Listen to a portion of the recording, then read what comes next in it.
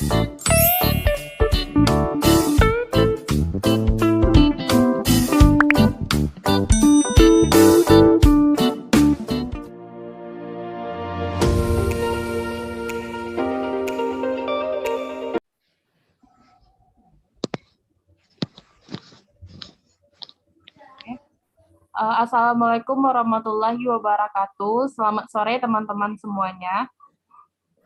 Waalaikumsalam warahmatullahi wabarakatuh. Sore.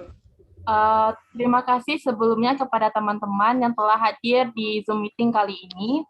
Di sini, sebelum saya mulai presentasinya, saya akan memperkenalkan diri terlebih dahulu. Perkenalkan, nama saya Enda Rizka, NIM 2101938, mahasiswi Universitas Negeri Padang, jurusan Sastra Inggris, tahun 2021. Di sini saya akan mempresentasikan materi saya mengenai COVID-19 dan juga variannya. Sebelum itu, saya akan share screen terlebih dahulu.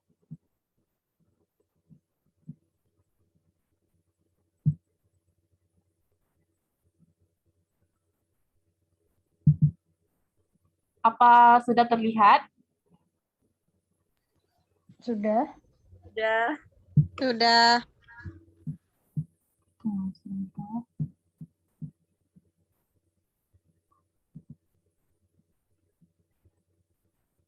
Oke. COVID-19 dan variannya dari Enda Rizka, NIM 2101938.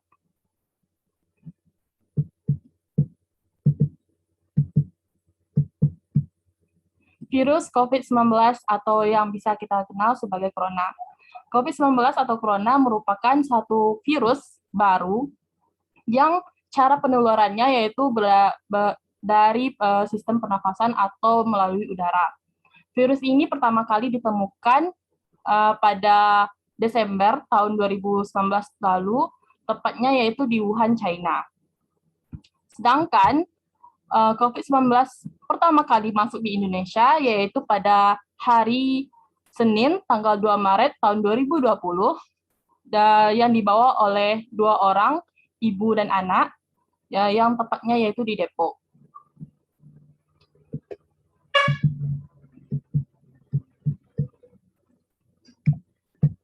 COVID-19 di Indonesia. Dengan ditemukannya varian COVID-19 tersebut di Indonesia, maka pemerintah Indonesia melakukan lockdown besar-besaran, baik itu di kota-kota besar maupun di daerah-daerah terpencil agar memutus rantai penyebaran COVID-19 tersebut. Dan pada bulan Desember tahun yang lalu, pemerintah telah melakukan vaksinasi terhadap instansi-instansi pemerintah seperti guru yang bekerja di garda terdepan. Dan sampai saat ini pun vaksinasi tetap dijalankan. Terus kita masuk kepada poin selanjutnya. Nah, berbicara tentang COVID-19, tidak bisa lepas yaitu COVID-19 terus bermutasi. Banyak sekali mutasi-mutasi COVID-19 yang kita ketahui. Ada 10 mutasi COVID-19 yang telah diketahui oleh kita. Saya akan menjelaskannya satu persatu. Yang pertama yaitu ada mutasi varian Alpha. Varian Alpha atau yang bisa kita kenal dengan kode B117, di mana kasus pertama kali ditemukannya ini yaitu pada Inggris, September 2020 tahun yang lalu. Tingkat penularan virus varian Alpha ini mencapai 43.090%, yang lebih mudah menular daripada virus COVID-19 aslinya. Adapun gejala yang dipicunya seperti pertama demam, terus kehilangan indera perasa, sesak nafas, sulit berpikir jernih, dan juga pusing.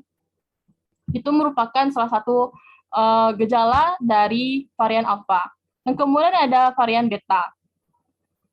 Varian Beta atau yang memiliki kode B1351 ini, dengan kasus pertama kali ditemukannya yaitu di Afrika Selatan. Dia pada Mei 2020. Infeksi beta ini sama seperti alfa, dapat memicu demam pastinya, terus hilangnya indera perasa maupun indera pengecap, sakit perut, terus batuk-batuk yang menerus. Itu merupakan gejala dari varian beta. Kemudian kemudian kita masuk kepada varian gamma. Varian gamma memiliki kode varian yaitu P.1 dengan kasus pertama kalinya yang ditemukan di Brazil November 2020. Tingkat keparahan infeksi varian ini diketahui cenderung kebal terhadap pengobatan COVID-19. Adapun gejala yang ditimbulkannya yaitu yang pertama demam, batuk kering, kelelahan ekstrim, dan hilangnya daya penciuman. Kita masuk kepada varian Delta. Varian Delta ini bisa dibilang varian yang sering sekali kita kenal. Karena varian Delta ini pertama kali diketahui yaitu di India pada bulan Oktober tahun 2020 yang kemarin. Tingkat penularan varian Delta ini diketahui 30-100% lebih mudah menular daripada varian Alpha. Dan tingkat keparahan infeksi memiliki peningkatan risiko pasien mengalami rawat inap. Adapun gejala-gejalanya seperti varian-varian yang lainnya, seperti demam, tenggorokan sakit, indera perasa yang mulai berkurang, dan sebagainya. Kita masuk kepada varian Lambda. Bisa dibilang varian ini jarang sekali kita dengar karena varian ini ditemukan di Peru pada Desember 2020.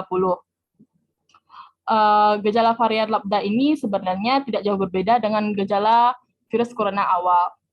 Yang kita masuk kepada varian Kappa, sama seperti Lambda, varian Kappa juga salah satu varian jenis corona yang bisa dibilang jarang sekali kita dengar.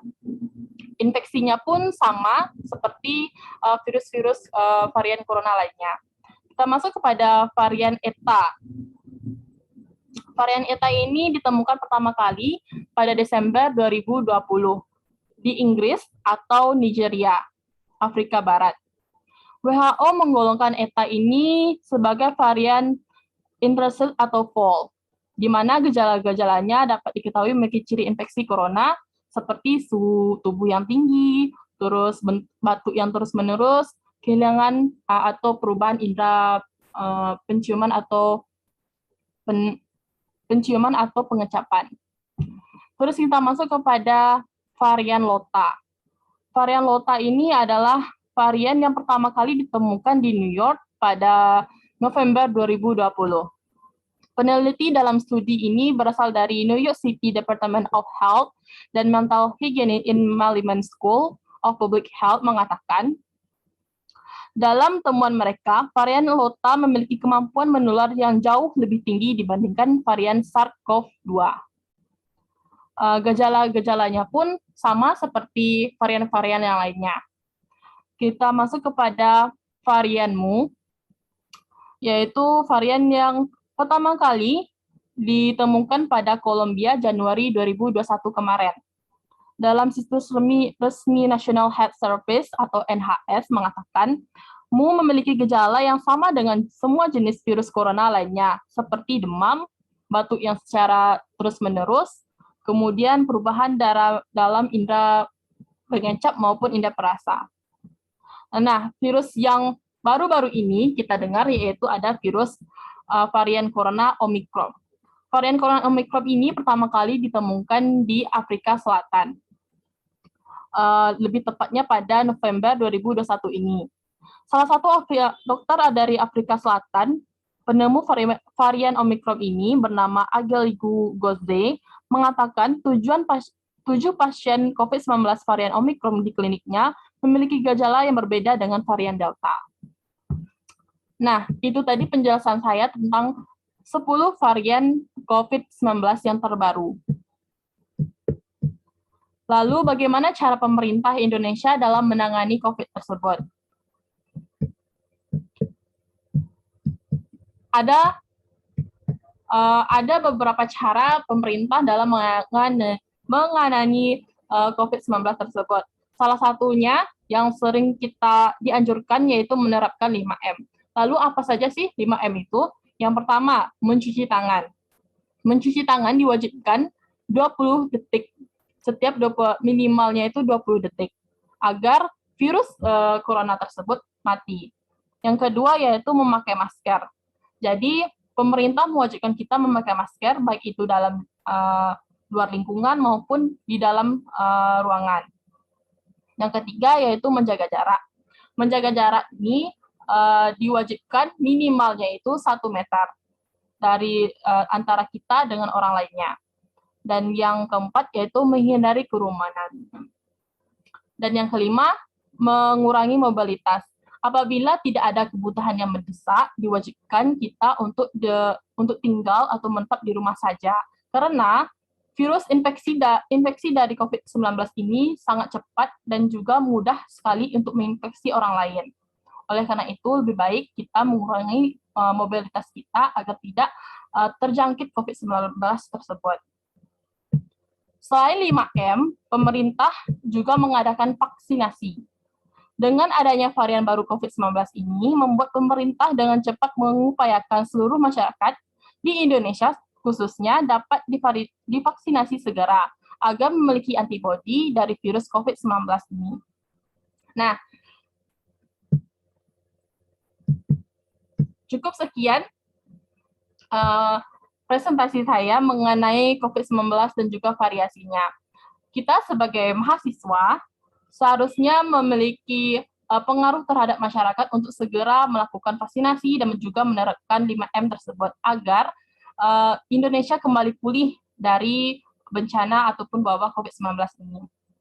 Cukup sekian presentasi saya Enderska mengucapkan Assalamualaikum warahmatullahi wabarakatuh dan terima kasih atas perhatiannya. Waalaikumsalam warahmatullahi wabarakatuh. Sama-sama. Itu saja. Kenapa? Wah, Nggak ada pertanyaan atau apa gitu? boleh. Apa yang mau tanya? Ya, menyanggah atau punya materi pandangan lain tentang COVID-19 boleh. Anda bisa menjawab? Insya Allah.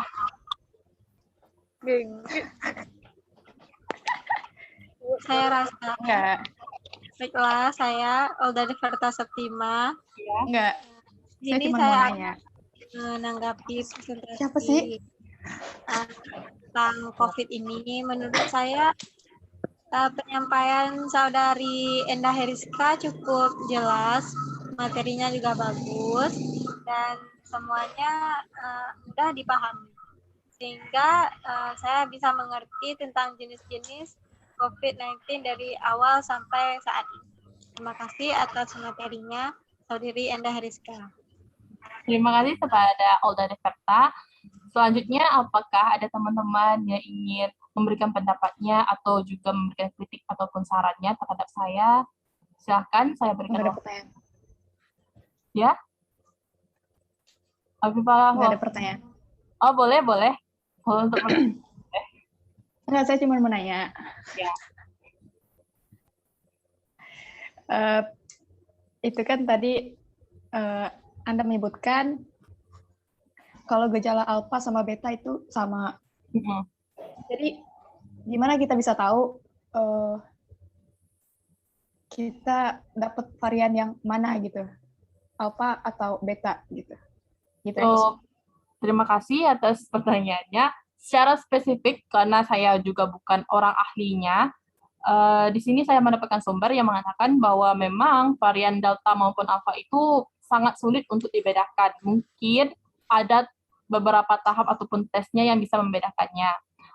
Sumber yang saya dapati menyatakan bahwa varian delta dan alfa ini memiliki gejala yang sama seperti demam, terus batuk terus-menerus, penghilangan indera penciuman dan juga indera perasa.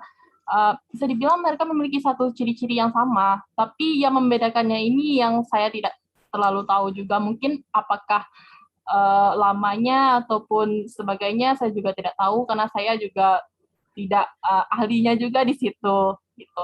Mungkin teman-teman lain mungkin ada pendapatnya tentang pertanyaan dari Yana bisa menjawab? Supaya kita lebih kayak mengetahui gitu informasi-informasi, lebih paham kalau ada teman-teman Ya, yang karena saya nggak paham tentang COVID ini kan. Saya juga nggak pernah kena. ada teman-teman Saya juga nggak pernah mendengar berita gitu. Tapi untuk Getsa udah bisa lah kan kayak mengetahui gitu kalau ini gejalanya pasti ini, udah bisa membedakan apa saja varian-varian dari COVID-19 tersebut. Ya, insya Allah lah. Oke. Terima kasih buat partisipasi teman-teman semuanya dalam presentasi saya mengenai COVID-19 dan juga variannya. Saya akhiri pertemuan kali ini mengucapkan Alhamdulillahirrabbilalamin. Assalamualaikum warahmatullahi wabarakatuh. Waalaikumsalam warahmatullahi wabarakatuh.